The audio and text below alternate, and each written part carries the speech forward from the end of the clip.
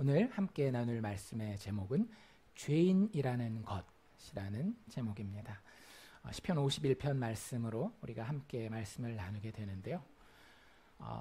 현대사회에서 가장 듣기 힘든, 개인적으로 내 마음이 듣기 힘들기도 하지만 사실은 강단을 지키는 많은 설교자들이 피하는 주제가 죄라고 하는 주제입니다. 그래서 진짜 쉽지 않죠. 우리가 뉴스 같은 거 볼 때 저 사람이 죄인인가라는 질문을 우리 스스로 해요. 그리고 대부분 뉴스에는 흔치 않은 나쁜 일들이 많이 나오기 때문에 뉴스에 나오는 저 사람을 가리켜서 우리는 대부분 저 나쁜 사람, 저 죄인, 저 악인, 악한 사람 이렇게 많이 이야기를 합니다. 그런데 비슷한 질문을 저 사람은 죄인인가? 라고 하는 질문을 우리는 대부분 우리 스스로에게는 잘 하지 않는 것 같아요. 나는 죄인인가? 라는 질문. 그래서 얼마나 이게 일반적이고 보편적인 현상인가 하면 새로운 사자성어가 생겼죠. 뭐예요? 내로남불. 내가 하면 로맨스고 다른 사람이 하면 불륜이다. 그래서 다른 사람을 정죄하는 건 참 쉬워요. 저 사람 참 죄인이네. 저 사람 참 나쁜 사람이네. 저 사람 어떻게 저렇게 악할 수가 있어? 라고 이야기하는 것은 쉽지만 내가 내 자신을 향해서 내가 진짜 죄인이구나. 내가 정말 나쁜 사람이구나. 이렇게 이야기하는 것은 참 쉽지 않습니다. 내 스스로의 심리적인 상황도 그렇고 현대 문화는 더더욱 우리의 마음을 바라보면서 우리가 거기서 진리를 발견해야 된다라고 이야기하니 나 스스로를 죄인이라고 말할 수 없는 그런 문화 가운데 우리는 살고 있는 거예요. 그래서 우리는 어떻게 훈련받는가 하면 다른 사람의 죄에 대해서는 정말로 잘 판단하고 분석해서 그게 내 마음 가운데 탁탁탁 결과가 나서 이런 게 정말 나쁜 거지. 어떻게 인간이 저럴 수가 있어 라고 이야기하지만 내 죄는 잘 안 보이죠. 아니 때로는 보이지만 잘 보지 않아요. 의도적으로 그걸 피해갑니다.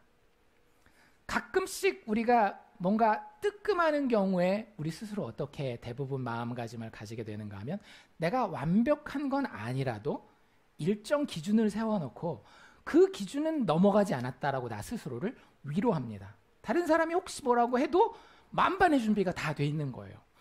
그 정도는 아니잖아. 그래 나 잘못한 거 알아. 하지만 그 정도는 아니거든. 그리고 진짜 어떻게 핑계를 댈 수 없을 만한 그런 상황이 되면 그때 가서는 그래 내가 그러긴 했어. 그런데 내 사정이 이랬거든. 해서 환경과 주변 탓을 하게 돼요. 정말로 내가 죄인입니다 라고 인정하는 것은 현대사회에는 정말로 힘든 일이 되어버렸습니다. 하지만 오늘 시편 51편을 비롯해서 성경 전체는 우리 모든 인간들에게 심지어는 예수 믿은 이후에 그리스도인들에게조차도 당신은 죄인입니다 라고 하는 메시지를 굉장히 분명하게 전해주고 있어요. 시편 51편은 우리가 1절부터 읽었지만 사실은 히브리어 본문은 그 1절 앞에 조금 더 있습니다. 원어 성경에는 다윗의 시라고 그 제목이 써 있는 게 성경을 보시면 보이실 거예요. 그래서 다윗이라는 사람이 지은 시이고 우리는 다윗을 잘 알고 있죠. 조금 이따 조금 더 자세한 이야기를 하지만 인도자를 따라 부른 노래. 그래서 성가대 지휘자의 그 주악에 맞춰서 지휘에 맞춰서 같이 부르는 노래였던 거예요.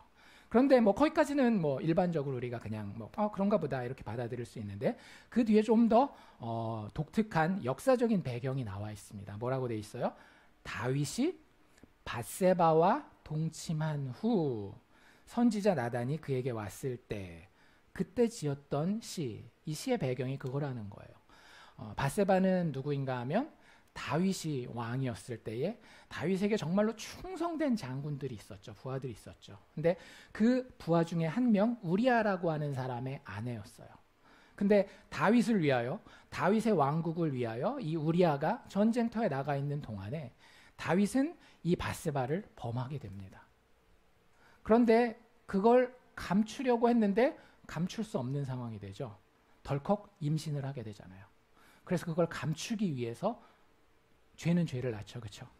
거짓말은 거짓말을 하고. 그래서 어떻게 합니까? 계략을 짜서 전쟁터에서 우리아가 죽도록 해요. 처음에는 죽이려고까지는 안 했어요. 전쟁터에서 따로 불러가지고 이 사람이 아내와 잠자리를 같이 하게 하면 시점이 비슷할 테니까 내가 이 여자를 범한 게 들통나지 않겠다라고 했는데 우리아는 그렇게 하기에는 너무나 충성스러웠던 사람인 거예요. 내 전우들이 아직도 전쟁터에 있는데 내가 어찌 잠시 집에 들렀다고 내 아내와 잠자리를 하겠습니까? 라고 그걸 거절해요. 그래서 그 우리아의 손에 들려서 우리아를 죽게 하는 계략의 편지를 다윗이 보내게 됩니다. 그리고 결국 우리아는 죽죠.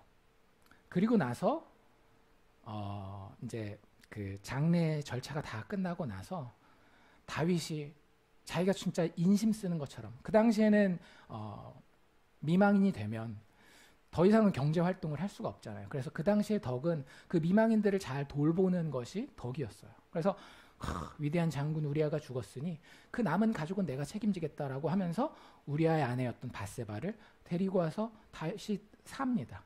그러니까 자연스럽게 그 이후에 태어나는 아기에 대해서도 다른 사람이 뭐라고 할 일이 없게 된 거죠.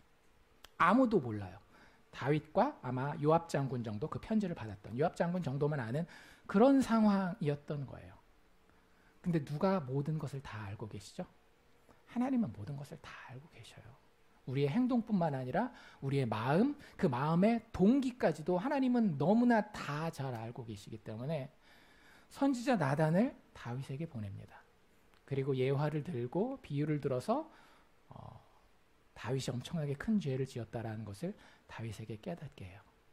근데 여기서 다윗이 하나님 앞에 깨어지죠. 그리고 나서 지은 시가 바로 이 시편 51편이라고 하는 거예요. 다윗의 별명이 뭡니까? 하나님의 마음에 합한 사람이잖아요. 여러분들 우리가 다윗보다 신앙이 좋다라고 이야기할 수 있을까요? 우리가 하나님 앞에 정말로 다윗보다도 더 친밀한 하나님과의 관계를 가지고 있다라고 확신할 수 있을까요? 그러기 쉽지 않을 것 같아요. 다윗이 이 죄를 짓고 난 이후에 뭐 하나님과 더 가까워질 수 있었겠지만 이전에도요. 사실은 다윗은 굉장히 하나님과 친밀한 관계에 있었던 사람이에요. 양을 칠 때라든지 이럴 때 보면 항상 하나님과 함께 했었고 하나님의 영광을 늘 생각했어요. 뭘 보면 알 수 있어요. 이 이야기 전에 뭐가 있었는가 하면 다윗과 골리앗의 이야기가 있잖아요. 그 다윗과 골리앗의 이야기를 보면 다윗은 목숨을 걸고 하나님의 영광을 위해서 전쟁터에 나갈 수 있는 사람이었다라는 거예요. 그런데 그렇게 하나님의 마음에 합한 다윗조차도 이게 사실 입에도 담기 힘든 죄들 아닙니까? 정말로 여자를 겁탈하고 사람을 죽이고 그리고 대국민 사기극을 펼친 거 아니에요. 하나님이 하지 말라고 한 거짓 증거를 온 백성들을 향해서 다 한 거예요.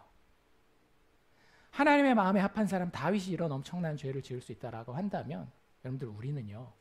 더욱더 그럴 가능성이 크고 아니 가능성이 큰 정도가 아니라 이미 그런 삶을 살아오고 있다라고 하는 사실을 인식해야 됩니다. 그래서 시편 51편은요. 이 시편이 존재한다라는 것만으로도 우리에게 굉장히 큰 영적인 도전, 경각심을 가져다 주는 겁니다. 하나님 앞에 우리는 환경만 되면 얼마든지 죄를 지을 수 있었다라고 하는 거죠. 우리에게도 환경이 주어지면은요. 힘이 주어지고 여건이 주어지잖아요. 얼마든지 그런 죄를 지을 수 있습니다. 그래서 시편 51편이 우리에게 주는 교훈이 굉장히 중요한데 첫 번째 교훈은 무엇인가 하면 우리는 죄인입니다 라고 하는 메시지가 시편 51편이 우리에게 주는 가장 첫 번째 기본되는 교훈이에요. 우리는 죄를 자꾸 뭔가 내가 잘못된 행동을 했을 때에 그게 죄 지은 거구나 이렇게 생각해요. 그렇죠? 그러니까 예배도 잘 드리고 뭐 사람들도 믿음 안에서 잘 만나고 하면 나는 이제는 더 이상 죄인이 아닌 것 같은데? 라는 생각을 하기 쉽습니다. 근데 오늘 우리가 읽은 말씀들에 보면 이게 무슨 얘기지? 하는 그런 구절들이 혹시 있으셨을지 몰라요. 3절 말씀에 보면 이런 얘기가 나오는데요. 무릇 나는 내 죄과를 아오니 내 죄가 언제? 죄 지을 때? 아니요. 항상 내 앞에 있나이다. 다윗이 하나님 앞에 내가 범죄하였을 때 내 죄과가 내 앞에 있습니다 라고 이야기하지 않는다라고요. 내 죄과는 항상 내 앞에 있습니다. 항상 있습니다 라고 이야기하고 있어요. 5절에 보면 이런 이야기도 하고 있죠. 내가 죄악 중에서 출생하였으며 어머니가 죄 중에서 나를 잉태하였나이다. 이게 무슨 얘기예요? 내가 태어날 때부터 나는 죄인이었다라는 거예요. 조금 어려운 신학적인 표현을 쓰면 이걸 뭐라고 얘기를 하는가 하면 원죄라는 말을 씁니다. 아담과 하와의 타락 이후에 모든 인간들은 하나님을 좋아할 수 없는, 하나님을 사랑할 수 없는, 하나님을 신뢰할 수 없는 그런 마음의 상태를 가지고 태어나는 거예요. 그래서 성경이 이야기하는 죄는요, 어떤 행동의 양을 이야기하는 게 아닙니다. 내가 얼마나 나쁜 일을 많이 했고 그래서 착한 일을 많이 해서 그 나쁜 일을 조금 만회하고 이런 의미에서 이 사람이 죄인이다 아니다를 이야기를 하는 게 아니라 그 사람의 마음의 상태를 이야기를 하는데요. 성경이 이야기하는 모든 인간들의 마음은요, 그 사람이 목사가 됐건 목사 할아버지가 됐건 죄인이라는 거예요. 로마서에서 사도 바울이 뭐라 그래요? 의인은 없나니 하나도 없다라고 정확하게 이야기하고 있지 않습니까? 다윗의 고백과 똑같은 거예요. 그건 전체적인 인간을 보고 이야기했다라고 하면 시편 51편에서 다윗은 개인적인 차원에서 그걸 끌고 들어와서 내 죄가 항상 내 앞에 있나이다. 내가 심지어는 죄악 중에서 태어났습니다. 내가 내 마음의 방향성을 볼 때에 하나님을 향하지 못하는 그 마음이 나에게 있는 것을 봅니다. 여러분들 죄의 정의가 뭡니까? 세상 사람들은 법을 어기는 것을 죄라고 이야기할지 모르겠지만 우리 예수 믿는 사람들의 죄의 정의는요, 하나님의 법을 어기는 거 아니에요? 하나님의 법이 뭐예요? 딱 두 가지로 요약되잖아요. 예수님이 신약 성경에 두 가지로 모든 구약의 율법을 요약한 내용. 그 중에서도 첫 번째가 뭡니까? 마태복음 22장에 이렇게 나와 있죠. 예수께서 이르시되 내 마음을 다하고 목숨을 다하고 뜻을 다하여 주 너의 하나님을 사랑하라 하셨으니 이것이 첫째 되는 계명이라고 하는 거예요. 여러분들, 그게 모든 율법이라니까요. 율법의 가장 큰 요구가 하나님을 하나님으로서 존경하고 존중하고 사랑하는 게 가장 큰 법이에요. 우리는 다른 죄를 범했을 때, 도둑질하다가 들켰거나 거짓말하는 게 다른 사람한테 들통났을 때에 굉장히 막 창피해하고 내가 뭐 잘못했나 보다 이렇게 생각할지 모르는데, 여러분들 그런 것들은요 다 그냥 하나님을 사랑하지 않은 것에 대한 증상으로 나중에 드러나는 거예요. 하나님 앞에서 우리가 하나님을 정말로 사랑하면은요, 하나님이 이야기하신, 심지어 가장 쉽게 얘기하면 십계명의 여러 가지 것들이 그냥 말이 돼요. 왜? 하나님이 저런 거 진짜 싫어하는구나. 내가 사랑하는 저분이 저런 거 싫어하니 내가 그거 하지 말아야지. 당연히 이 생각을 하게 돼요. 우리가 거짓말을 하게 되는 이유, 거짓말을 해서라도 돈을 더 벌기를 원하는 이유는 뭘까요? 단지 돈을 더 사랑하기 이전에 하나님을 사랑하는 것을 내려놓은 거예요. 하나님은 돈보다는 신의를 더 중요하게 생각하시는구나. 하나님이 그 신의를 가지고 우리를 사랑하시고 구원하시잖아요. 그런데 그 하나님의 신의와 하나님의 사랑을 내 마음에서 먼저 저버렸기 때문에 세상에서 돈 문제가 닥칠 때에, 나의 이익에 대한 문제가 닥쳤을 때 내가 거짓말할 수 있게 된다라는 거예요. 죄는 행위의 양이 아니라 마음의 상태에 의해서 성경은 정의하고 있습니다. 그래서 인간은요, 존재론적인 죄인이에요. 행위나 행동에 의한 죄인이 아니라 존재론적인 죄인입니다. 행위의 문제가 아닌 하나님과의 관계에 내가 어떤 태도를 가지는가, 그것이 잘못되어 있는 존재를 성경은 죄인이라고 이야기하고 있는 겁니다. 그래서 어떤 유명한 목사님이 이렇게 얘기하시죠. 죄를 지어서 죄인이 되는 게 아니라, 우리 인간은요, 죄를 지어서 죄인이 되는 게 아니라 죄인이기 때문에 죄를 짓게 된다고요. 다시 한번, 죄를 지어서 죄인이 아니라 우리 인간은 뭐라고요? 죄인이라서 죄를 짓게 된다라는 거예요. 잘 생각하세요. 행위가 먼저가 아닙니다. 우리의 마음이 먼저예요. 그런데 그 마음이, 우리는 성령의 도움 없이는요, 하나님을 향하여 방향성을 가질 수 없어요. 그 상태를 성경은 우리에게 계속해서 강조해서 성경이 가르쳐주고 있는 겁니다. 당신은 죄인입니다. 당신은 죄인입니다. 당신은 죄인입니다. 그래서 우리의 믿는 사람이 죄악된 행동을 하는 경우가 항상 어떤 경우일까요? 다윗이 정확하게 이야기하고 있죠. 12절에 뭐라고 이야기를 하고 있어요? 12절에 보면 주의 구원의 즐거움을 내게 회복시켜 주십시오. 뭐가 지금 사라졌다라는 거예요?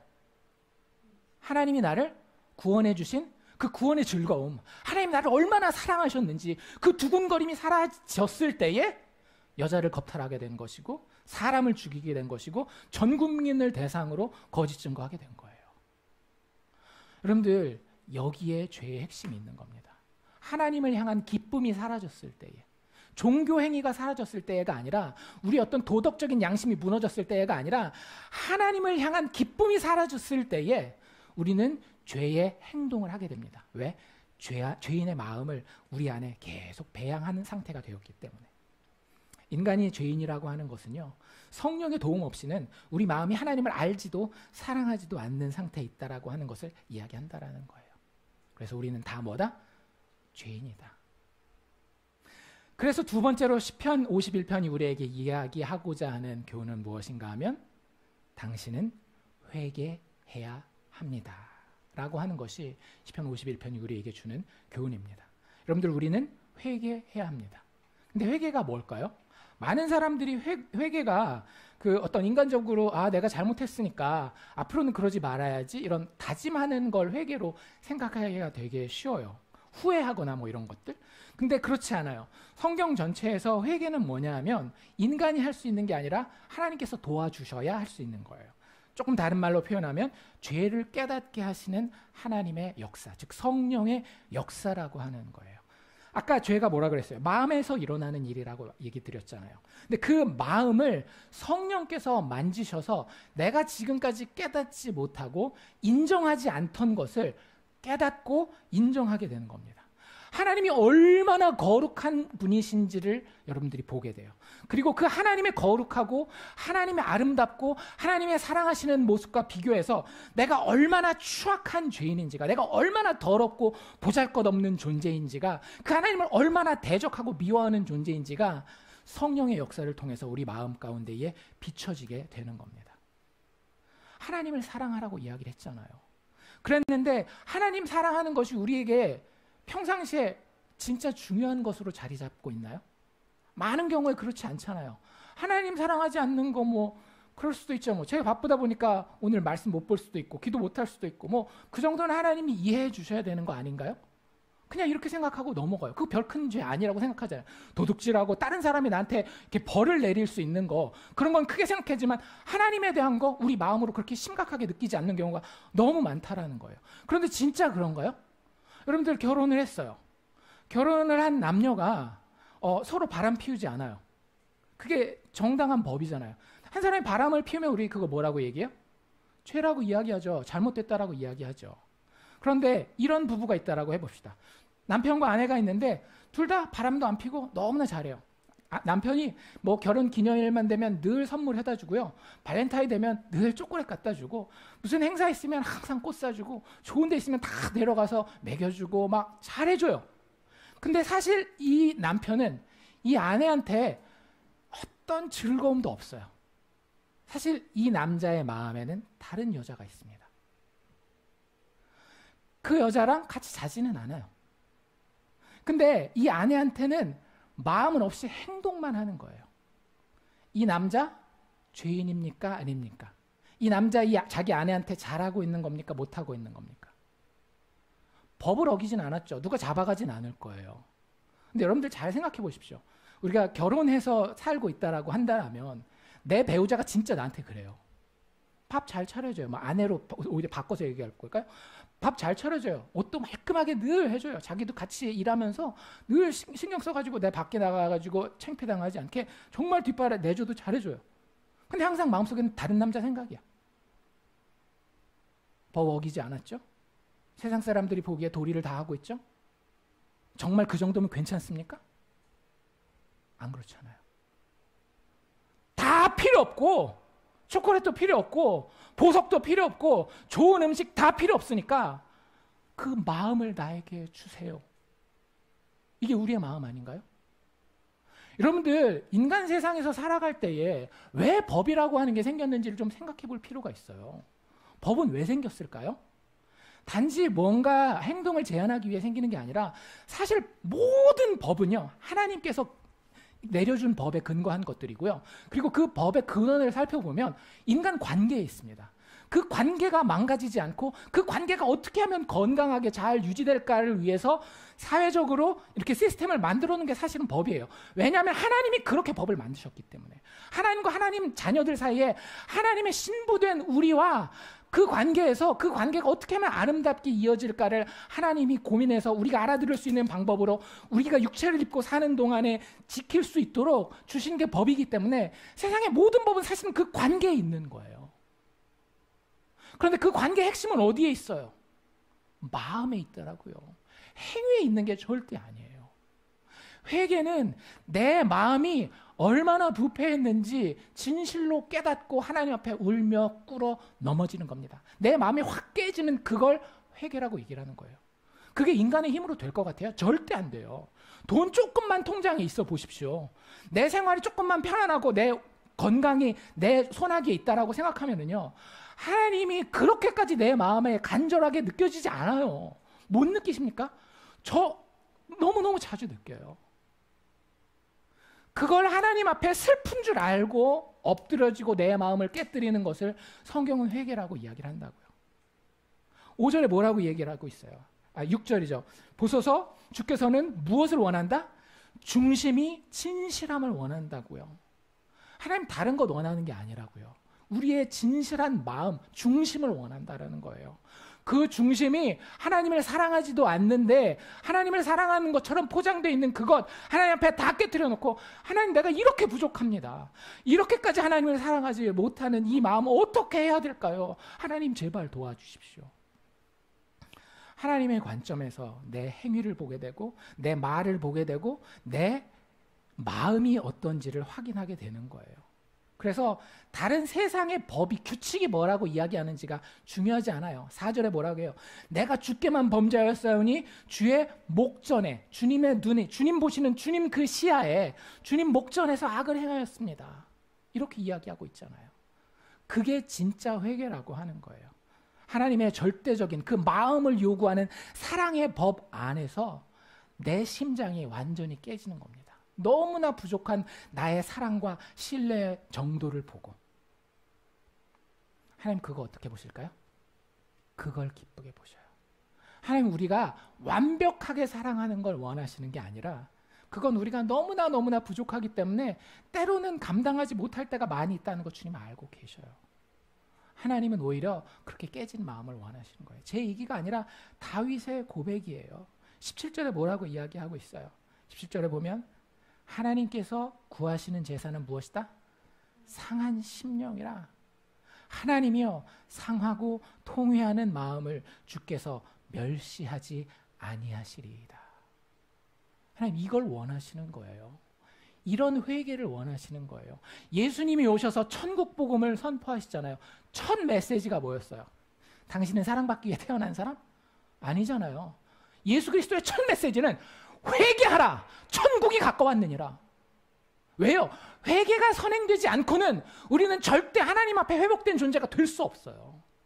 근데 그 회개는 뭐냐면 규칙 어긴 거, 내가 이거 어기면 이제 벌 받으니까 이제 규칙 잘 지켜야 되겠다. 이게 회개가 아니라 하나님 내가 하나님을 사랑해야 하는데 내 마음이 거기 이르지 못하고 있습니다. 너무너무 내 스스로가 내 마음을 볼 때에 안타깝습니다. 주님 어떻게 해서든지 이 마음을 만져주십시오. 살려주십시오. 예수의 그 피 묻은 손으로 나를 만져주십시오. 그 회개를 원하신다라는 거예요. 마지막으로 한 가지만 더 말씀드리면 회개라고 하는 것이 어떤 방향성을 가져야 되는 것인지 이 시편 51편은 우리에게 잘 이야기하고 있는데요. 많은 사람들은 회개를 규칙을 향해서 하게 됩니다. 그런 규칙을 내가 어겼으니까 이 규칙을 앞으로 어기지 말아야지라고 생각하는데 아니라고요. 여러분들 회개는 반드시 주의 인자를 따라 해야 합니다. 회개의 방향성이 규칙을 향하는 게 아니라 무엇을 향해야 된다고요? 주님의 인자하심을. 1절 말씀에 그렇게 나와 있죠. 하나님이여 주의 무엇을 따라? 인자를 따라 내게 은혜를 베푸시며 주의 많은 긍휼을 따라 내 죄악을 지워주소서. 회개하는 자의 고백은요 반드시 어디에 기대야 하는가 하면 규칙에 기대는 게 아니라 하나님의 인자하심에 기대해야 되는 거예요. 이 인자라고 하는 단어는요 사실은 구약 성경의 키워드 중에 키워드예요. 히브리어로 헤세드라고 하는 단어가 있거든요. 그 단어가 바로 이 단어예요. 근데 이 헤세드는 한 단어로 번역하기가 되게 쉽지 않아요. 한글 성경에도 뭐 사랑, 인자, 뭐 긍휼 이렇게 번역이 되기도 하고, 영어 성경으로도 뭐 faithful love, steadfast love, loving kindness 해서 뭐 우리식으로 얘기를 한다라고 하면 뭐 신실한 사랑, 언약의 사랑, 사랑하시는 뭐 친절함 뭐 이런 것들이에요. 근데 여러분들, 우리가 규칙을 향해서 회개하게 되면 자꾸 어떻게 되는가 하면 율법주의자가 돼요. 내가 뭔가를 했을 때에 되게 스스로 교만하게 되고요. 그 교만함은 반드시 하나님으로부터 멀어지게 돼요. 참 신기하죠? 회개하면 하나님과 가까워져야 되는데, 규칙을 향하여서, 율법을 향하여서 회개하게 되면 오히려 하나님과 멀어진다라고요. 하나님과 내가 대등하게 되기를 원해요. 왜? 나도 할만하니까. 이제 내가 내 의지를 가지고 자력갱신했으니까 나는 이제 괜찮다라고 생각해요. 근데 그렇지 않아요. 여러분들, 우리의 마음은요, 성경에 보면 모든 부패한 것 중에 가장 부패한 것이 인간의 마음이라고 이야기를 하잖아요. 그 부패함 가운데서 성령의 도움이 없이는 이게 될 수가 없는 거예요. 그래서 우리의 심령이 뭘 보게 되는가 하면 하나님의 신실하신 사랑. 우리가 하나님을 만날 때 더 이상 하나님은 우리에게 재판관이지만은 않습니다. 하나님 여전히 재판관이신 건 사실이에요. 하지만 그 그림을 넘어서서 우리가 예수 믿는다라고 고백할 때에 예수 그리스도의 십자가, 그 의가, 그 은혜가 내 것이라고 고백하는 순간 우리는 더 이상 하나님을 재판관으로만 만나는 게 아니라 재판관이신 하나님을 아버지로 만나게 되는 거예요. 여러분들, 자식을 버릴 수 있습니까? 뭐 요즘 사회 보면 가끔 그런 뉴스들이 나오긴 하지만 그건 예외적인 상황이라고 치고, 이민 사회의 가장 큰 이슈가 뭐예요? 가장 큰 화두가 뭡니까? 자녀들 아니에요. 왜? 뭐 그게 잘 됐고 잘못됐고 이런 걸 떠나서 부모는 그 마음으로 자식을 버릴 수가 없어요. 저도 막 속으로는 막 열불이 나고 막 이렇게 아이들이 상처받을 만한 말도 하기는 하지만, 그 제정신을 차리고 제 마음으로 다시 돌아와 보면 어때요? 자식은 절대 버릴 수가 없어요. 여러분들, 그 아버지에게 하나님, 내가 잘못했습니다 나가는 것이 바른 회개라고요. 재판장에게 그 규칙 제가 어겼네요. 잘못했으니까 제가 인정하고 앞으로 잘할게요. 그러니까 벌 주지 마세요. 이건 율법을 향해, 재판관을 향해 나아가는 잘못된 회개예요. 성경이 우리에게 원하는 회개는 뭐냐면 주의 인자하심을 따라 아버지 하나님의 그 약속을 지키신 그 신실한 사랑, 그것을 향해 내가 나아가겠습니다. 여러분들, 십자가의 그것이 너무 잘 드러나고 있지 않나요? 예수께서 이 땅에 오셨을 때 제자들이 욱하면 뭐라 그래요? 예수님, 이것들 어떻게 좀 한번 해보십시오. 예수님 겟세마네 동산에서 잡힐 때도 뭐라 그래요? 저 사람들 칼 들고 우리가 싸우겠습니다. 이 정도는 우리가 무찌를 수 있겠습니다. 근데 예수님 뭐라 그러시죠? 자기가 뻔히 죽을 거 알면서도, 이 위기를 벗어나지 않으면 뻔히 죽을 걸 알면서도 예수님 뭐라 그래요? 내가 기도하여서 하나님께로부터 정말로 수천 수만 되는 천사들의 군대를 이 땅에 내려와서 이들을 다 물리칠 수 있지만 내가 그렇게 하지 않는다. 왜요? 하나님이 헤세드의 사랑으로 약속하셨기 때문에 너희들이 치러야 되는 그 죄의 대가 반드시 치르는데 너희들이 치르는 것이 아니라 내가 대신 치를 것이다.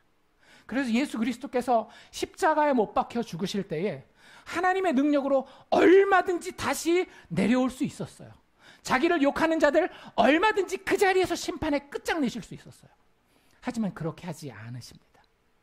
하나님의 신실한 사랑, 그 약속을 끝까지 지키기 위해서 모든 피를 쏟고 모든 물을 쏟고 그 생명이 다하기까지 신실하게 그 자리에 서 계시다가 그의 육체의 생명을 다하는 모습을 볼 수 있습니다.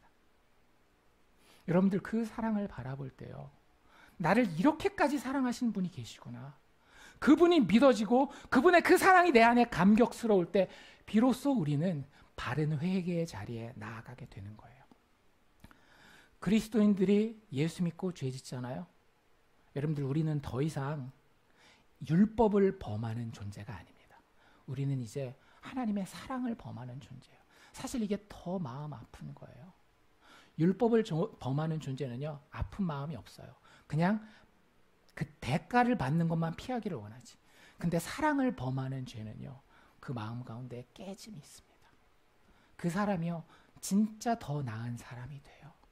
사람이 보건 안 보건. 왜? 하나님이 나와 함께 하시기. 예수 그리스도의 십자가의 죽음과 부활을 통해서 하나님이 약속하신 그 신실한 사랑이 내 안에 성령의 조명 가운데에 현실이 되었기 때문에. 그래서 하나님 앞에 회개할 때에 진짜 담대하게 나아갑니다. 7절에 뭐라고 얘기를 하는가 하면은요, 자기가 용서받을 걸 이렇게 진짜 담대하게 이야기를 해요. 하나님 나를 정결하게 하시옵소서. 하나님이 그렇게만 하면 내가 정하리이다. 내 죄를 씻어주셔서 내가 눈보다 반드시 더 희게 되리이다. 다윗이 얼마나 큰 죄를 지었어요. 그럼에도 불구하고 이렇게 담대하게 이야기할 수 있는 이유는 하나님의 헤세드의 사랑 앞에 자신의 죄를 들고 나아가 회개하기 때문에 그런 거예요. 내게 즐겁고 기쁜 소리를 들려주셔서, 그 즐겁고 기쁜 소리 두 글자로 뭐예요? 복음이잖아요. 예수 그리스도의 죄인들을 위해 죽고 다시 사신 그 이야기, 그 즐거운 소리를 내게 들려주시면 주께서 꺾으신 뼈들로 즐거워하게 하소서. 하나님이 나를 책망하고 나를 때리신 것까지도 결국에는 뭘로 보이는 거예요? 사랑하는 부모가 그 자녀가 더 잘되게 하기 위한 걸로 그 지혜의 눈으로 보게 되는 거예요. 주의 얼굴을 내 죄에서 돌이키시고 내 모든 죄악을 지워주소서. 하나님이여 내 속에 정한 마음을 창조해 주시고 성령을 통한 새로운 영혼이 나에게 창조되게 해주시고 내 안에 정직한 영을 새롭게 하소서. 나를 주 앞에서 쫓아내지 마시고. 이거 뭐예요? 재판관 앞에서 하는 이야기입니까? 아니잖아요. 누구 앞에서 하는 얘기예요? 아버지 앞에서 하는 얘기예요. 나를 주 앞에서 쫓아내지 마시고 주의 성령을 내게서 거두지 마소서. 주의 구원의 즐거움을, 아버지의 사랑을 정말로 내 마음으로, 진짜 좋은 아버지구나, 나의 좋은 구원자 예수시구나, 그 구원의 즐거움을 나에게 회복시켜 주시고 자원하는 심령을 나에게 주사 나를 붙들어 주소서. 이게 다윗이 했던 회개요, 그의 회복이었던 겁니다. 우리의 삶도 똑같아요. 그리스도인의 삶은요, 회개를 통해서 회복되고 날마다 사라집니다. 꼭 기억하십시오. 그리스도인은요, 어쩌다 죄 지을 때 회개하는 존재가 아니라 매일매일 삶에서 그 죄를 발견하고 그 마음 가운데 썩어짐을 보고 하나님 앞에 나아가 성령과 교제하고 아버지 하나님께서 아들을 통해서 우리에게 어떤 사랑을 베푸셨는지를 깨닫는 게 그리스도인의 평생의 삶이에요. 마틴 루터라고 하는 종교개혁자가 그래서 뭐라 그러는가 하면, 그리스도께서 회개하라라고 이야기하셨을 때 그 말의 뜻은 믿는 자의 삶 전체가 회개하는 삶이어야 함을 가르치신 것이다, 이렇게 얘기를 해요.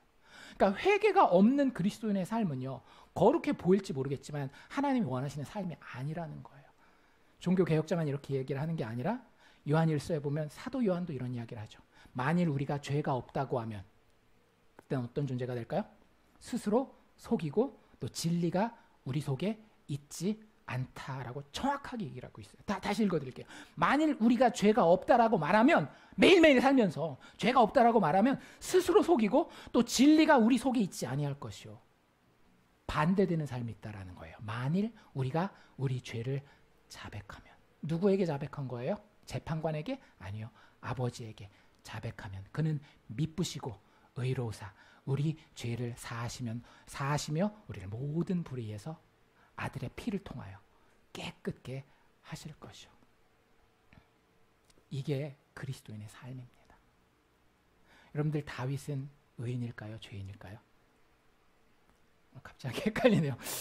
의인이어야 천국에 가는데, 다윗은요, 의롭게 된 죄인입니다. 그리고 그게 우리예요. 우리가 예수 믿는다라고 고백하는 순간 우리의 정체성은 세상이 이해할 수 없는, 의롭지만 여전히 우리의 죄악 때문에 하나님 앞에 나아가서 하나님을 의지할 수밖에 없는 의롭게 된 죄인, 혹은 용서받은 죄인이 우리의 정체성이라고 하는 사실을 꼭 기억하고 매일매일을 살아가시기를 주의 이름으로 축원드립니다.